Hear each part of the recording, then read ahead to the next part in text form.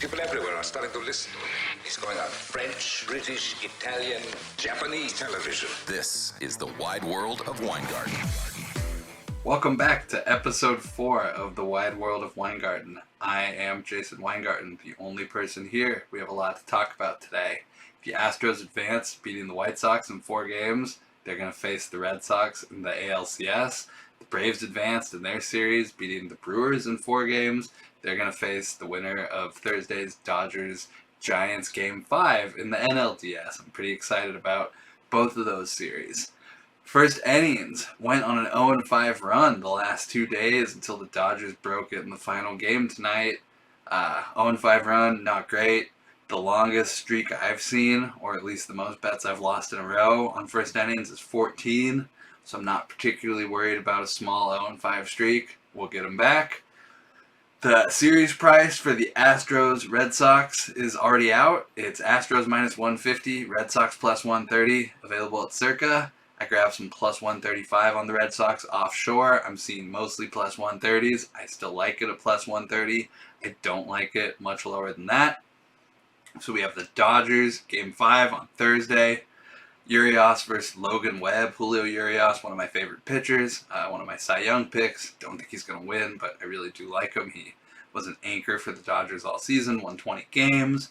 I see the line around minus 110 each way. Widely available. Best price I see at the Westgate, minus 105 each way. The Giants say that Alex Wood and Kevin Gausman will be available in relief. The Dodgers are saying Max Scherzer might be available. I'm pretty sure he will be available. Question how long he'll go, but he will be there if needed. Day off in between, so all the relievers for both teams should be rested and available out of the pen. I don't know what we'll see. Could see anything. Pretty excited. The Giants were the favorite to win the NL before the game today, and Dodgers were about 200 on the series price. I see that's come back kind of a little bit. Dodgers plus 150 now for the NL. Much better price. Jumping over to the NFL, there's currently no player odds at Circa, and the only thing up at the Superbook is MVP. So I looked around a little bit more. I see 12 to 1s widely available on Lamar Jackson for MVP. If you haven't bet Lamar Jackson already, if you haven't read anything I've written in the past week or followed me on Twitter, you didn't grab 25 to 1. 12 to 1 is still playable. It's not great, but it's still playable. I added a little bit more to my Jackson position this week with Defensive Rookie of the Year. I think there's value on another Ravens player. I mentioned Odafe Oweh, 14 to 1, available at DraftKings. I think that's a pretty good price. He's shown up on the stat sheet, has turnovers, sacks. He's played just as good as any of the other rookies. I think he's deserving of consideration there. And I have to talk about Offensive Player of the Year. It's not an award I typically bet, but I've had a couple people on Twitter and other places mention it to me and ask me about it. So I looked into it a little bit more, and I have to agree with what most of the people who've asked me questions have been saying. It's definitely the MVP award for non-quarterbacks, and it's Derrick Henry's award to lose. He's the front runner. He's on pace for his 3rd consecutive 1,500-yard rushing season, and he's probably going to score close to 20 touchdowns. So I would definitely take a look at betting him. I see plus 650, 7 to 1s available on him. I'm going to bet that in the morning. I haven't actually bet that yet. Devontae Adams, the other guy I like, 10 to 1. He's leading the NFL both in receptions and yards. Little behind on touchdowns, only 2 touchdowns, but I think if anybody's going to beat Derrick Henry, Devontae Adams is probably going to be the guy. So I'm happy to grab the 2 of them right there. Moving on to Defensive Player of the Year, I mentioned I don't think Myles Garrett's a good bet at plus 350. Aaron Donald, much better bet, plus 650. Digging deeper than that, the other lineman I like is Matt Judon. He's a defensive end linebacker, kind of hybrid for the Patriots. Signed a big contract coming over from the Ravens this offseason. I think he's worth a look at 35 to 1 at DraftKings, or 40 to 1 if you could bet at BetMGM. I think if the Patriots make the playoffs, it's probably going to be because they get some really elite performances from some of their veteran free agent signings, some of their better players. I think Judon is kind of a good proxy for the Patriots potentially making the playoffs. And if you did bet the Patriots to make the playoffs, you're probably going to get like a 2-to-1 price on them, and you're going to get like 35-1 on Judon winning the award here. So I made a small bet, talking like $100, $200 at 35-1, at 40-1. I split it between the two different books. Like I said, if the Patriots make the playoffs, I think it's a good number. That also got me looking at the most sacks market. I bet Judon 18-1 at DraftKings.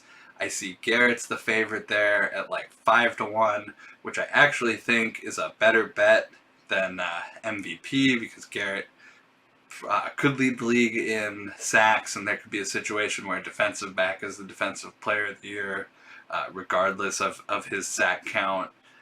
So 5-1 on Garrett, I think, is a better bet than 3.5-1 on the MVP.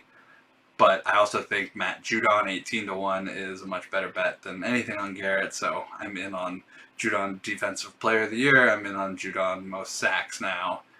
Coach of the Year is another market I mentioned. Just gonna go over that again if you haven't caught it yet. Brandon Staley for the Chargers, getting a lot of positive PR. Chargers are the favorite to win the division right now over the Chiefs, and I'd imagine that an AFC West title would probably win Staley Coach of the Year for his rookie head coaching season. You're getting a much better deal here, betting plus 450 than taking the Chargers to win the division at plus 110. I also bet the Chiefs to miss the playoffs at plus 275 at DraftKings. This is the third or fourth time I've bet this since the preseason.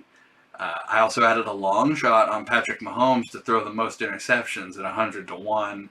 And just hear me out here. I think the Chiefs are gonna play a lot of shootouts, and Mahomes is gonna throw a ton of times every game, and he might very well throw 50 touchdowns, but that might also come with 20 plus interceptions, and he's currently tied for third. Obviously, some of the rookies, Zach Wilson, Trevor Lawrence, are the favorites by virtue of being rookies. But 100-1, I like 100-1 there. So that's my recap of some NFL stuff I've done this week so far. Some quick golf thoughts. Just while I'm here, I made a couple bets on the CJ Cup this week. It's the PGA Tour event. They're playing in Vegas at the Summit Club. It's a really nice club that I'll probably never get to be a member of. Normally, this is an event that takes place in South Korea, but due to the COVID travel restrictions, they're playing it in Vegas for the second straight year. Last year was at Shadow Creek, another club I'll probably never go to. But it's a no-cut tournament. It's a top-heavy field.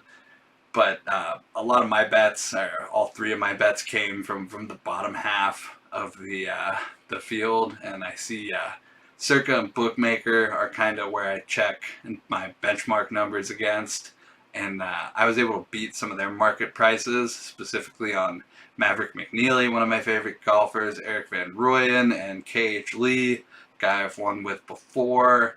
Circa has McNeely 52-1, Van Rooyen 70, and KH Lee 80-1. Bookmaker has McNeely down to 33.73, which is a incredibly low price for him. Van Rooyen 60.5-1, and KH Lee 71-1, or like 71.07, I think actually is the specific number at Bookmaker. I was able to grab McNeely at 70, Van Rooyen at 100, and KH Lee at 115-1. McNeely's a member at the Summit Club, so is Colin Morikawa for that matter. I don't think that's like secret inside information. It's fairly well known, obviously baked into the number. And I'm not exactly sure how Bookmaker got down to 33-1, other than somebody bet on him, and I somewhat expect that number to snap back before the tournament. But typically, if you see a number that's out of whack at Bookmaker, any of the Bookmaker skins, it means somebody with a lot of money liked it. And I like McNeely. I've been a big fan of his, a big bettor of his. He's almost won me money more than once. Disappointed me on Sundays a couple times. I'm happy to back him here at 70, knowing that bookmaker took enough money to drop him to the 30s. Hopefully being a member of the Summit Club helps, but again, this is a top heavy field, so we're going to jump over to the Euro Tour. And speaking of top heavy fields, we have the Andalucia Masters. It starts at 11 p.m. on Wednesday night. If you're like me and you like middle of the night golf, it's nice to have some European Tour stuff back. I bet Minwoo Lee already at 60 to 1. Kind of disappointed with myself. I bet it too early. I didn't look around. I could have got 90 to 1 at Circa, so I'm sitting on a bad number there. A little disappointed in myself, but is what it is. I added Alex Bjork at 100 to 1 today. I've bet him several times before, many times before. I've won maybe once or twice with him, I'm not actually sure, but I have won with him before. 100 to 1 is a pretty nice number. I saw as high as 125 to 1 at some sites I wasn't able to bet at. Other guys, Richard Dick Bland, 33 to 1, tempting. Kawamura, 50 to 1, was also just borderline on my list. I didn't bet it. I think it's tempting, but again, I'll just wait for live betting here if there's anybody else I want to add. So I have Minwoo Lee and Alex Bjork there. I mentioned Van Rooyen, KH Lee, and McNeely for the CJ Cup. And the Red Sox series price at plus 135. That's my baseball bet so far for the ALCS. We don't have any NLCS stuff yet. No MVP markets. I'm interested in that though. Kind of thinking Rafael Devers is my first thought, but he'll be one of the favorites. So really gotta look and see where those markets open before I make any MVP bets. But it's nice to have MVP markets on the championship series for both leagues. Other than that, I saw NHL was back tonight.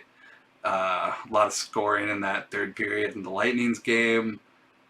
Made a surefire under go over. I know how much fun that can be. Fortunately, I didn't have any money on it. We probably won't be talking a ton of hockey unless there's something compelling going on.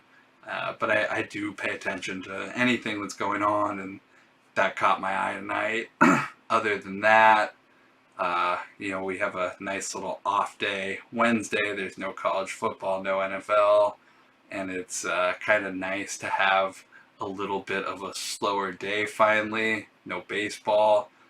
Nice to catch up on other sort of work I have and paperwork and everything else that goes into gambling all day, every day. So tomorrow, Wednesday, will be a pretty nice, slow day, hopefully. And then we get some golf Wednesday night, and I'll be back kind of thinking about golf all weekend. And college football start up, so we're going to talk about college football and NFL again and get ready for everything that's happening this weekend and all the baseball games coming up. A lot of fun stuff should be popping off next couple days, and I'll be here to talk about all of it. So as always, thank you for tuning in and listening to me, and hopefully we're going to make some money on these golf bets. Maybe this is finally McNeely's week, finally. That's what I got today. Thanks for tuning in.